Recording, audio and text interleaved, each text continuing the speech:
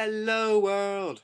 That was not very great, but anyway, I am having a really nice day, and with the promise that my friend is going to post one at the end of today, I am really looking forward to whatever his reply is. His are rather theatrical, mine are more didactical. Look that up, for those who don't know. Anyway, I started out my day rather nicely, with the promise of being able to take the Avalon, my car, my Toyota, which I particularly like to drive. I got to drive that to the bus stop today, and I had a USB port, which I put somewhere. USB port, 250 meg, not much more than just for storing music. And I was listening to various songs on it, and I was quite enjoying myself, especially, I'll get to the subject of the music I like later, but especially the freedom of being able to go out on my own. Even better, my classes today were not that strenuous. I only had to take notes in both of them, which meant I didn't really have to do much reading beforehand. I have little stuff over the weekend. I did complete my speech yesterday and felt pretty good about it. And I didn't post a video because I'm used to posting one. Anyway, speech is forthcoming. I've been putting off watching it, and I probably won't watch it today because it has been good so far. Anyway, I've been picking up this book to read, and I know John Green is pretty cool, and I know that on the reflection on the screen it looks rather weird, but Paper Towns is rather awesome. I mean, I've read most of his other books, and I haven't had much luck in liking him that much. Alright then, these are my favorite quotes from Paper Towns so far that I've been able to read it. At the beginning of the book, Margot Roth Spiegelman, who is almost a goddess in this young protagonist's eyes. It has an unfortunate name of Quentin Jacobson, because though Quentin is a lovely name, some of my homeschooled friends have another Quentin in mind entirely when they hear that word. She asked him to pick up stuff from the grocery store, and I just like the passage that John Green used to describe this. Now, I'm not sure what you're supposed to say to the checkout woman at 12:30 in the morning when you put 13 pounds of catfish, Veet, the fat daddy-sized tub of Vaseline, a 6-pack of Mountain Dew, a can of spray paint, and a dozen tulips on the conveyor belt. But this is what I said. This isn't as weird as it looks. The woman cleared her throat and didn't look up. It's still weird, she muttered. That I thought was really funny when I read it. The way that John Green described it at least appealed to me. Later on, as they're looking down at the city and after a night in which Margot and Quentin paint the town with their own particular brand of high school revenge, they're looking down at the city from this sun building. And Margot has a problem with looking down at all of it, because although Quentin is obviously infatuated with Margot Roth Spiegelman, here's what's not beautiful about it, Orlando, from the top of the building. From here you can't see the rust, or cracked paint or whatever, but you can tell what the place really is. You can see how fake it all is. It's not even hard enough to be made out of plastic. It is a paper town.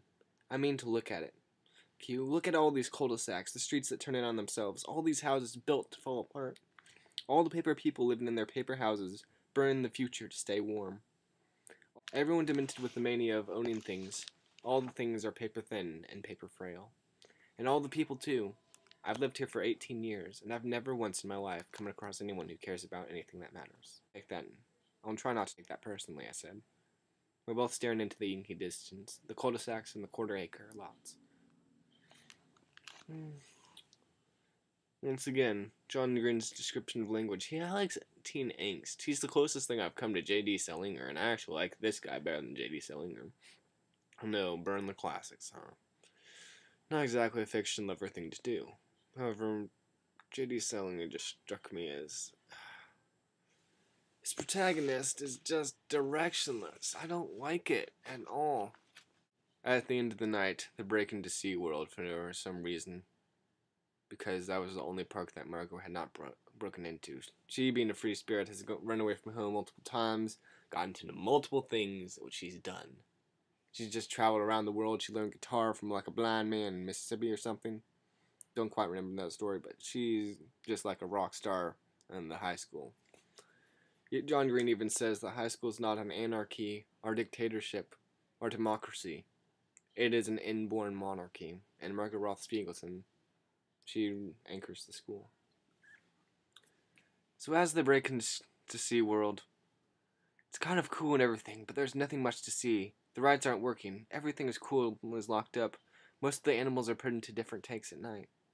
She turned her head and appraised the SeaWorld we could see. I guess the pleasure isn't in being inside.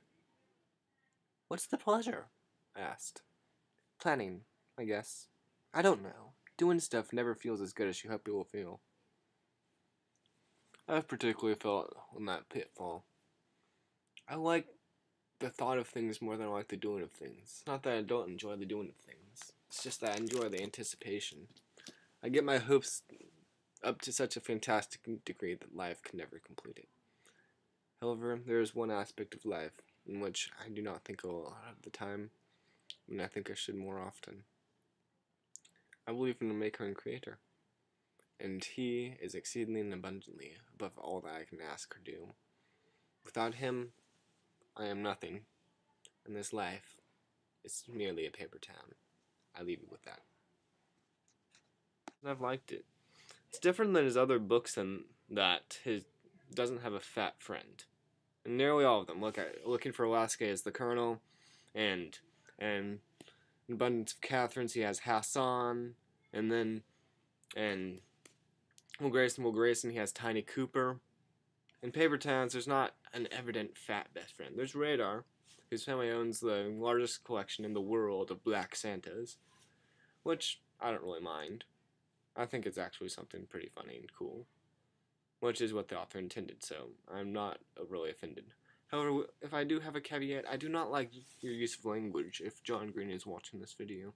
He lives in Indianapolis, and I'm partial like that, and even more so. At the end of Abundance of Catherines, he says that his teacher of math, and I think it was high school, was a Mr. Landtrip, which happens to be my last name. Yeah, go figure. And anyway, I just thought that was weird. I have a kind of tenuous psychological connection to John Green. I just wish his books didn't include language. He's a Christian, in theory. He doesn't talk too much about it on his vlog, so I can't tell you much more than that. Anyway, other than that, I bought Shadowland, Tower Man 2, and 3, except I got them backwards. Because I bought the first one downtown, and I figured I might as well complete my collection of half-price books.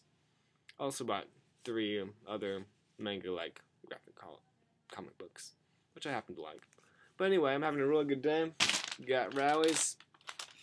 Got to listen on the way home to I Don't Need a Soul by Reliant K, which I'm probably going to fade out to because I really like that song. And after reading